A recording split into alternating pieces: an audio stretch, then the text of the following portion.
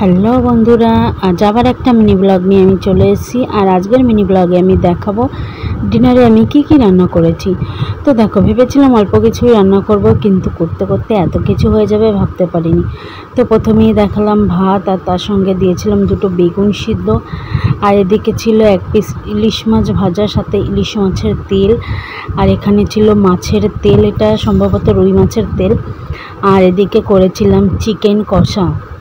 তো এটা খেতে তো আমার দারুণ লাগে, চিকেন কষা। তো এটা ছিল দুপুরের পটল কষা, তো এটাও এখন খেয়ে নেব। আর তার সঙ্গে একটু স্যালাড কেটে নিয়েছি, এখানে আছে পেঁয়াজ, শসা আর একটা লেবু। তো এটাই ছিল আজকের ডিনার। তো আমার তো চিকেন কষা খেতে ভালো লাগে, তোমাদের কার কার ভালো লাগে আমাকে অবশ্যই কমেন্ট করে জানিও।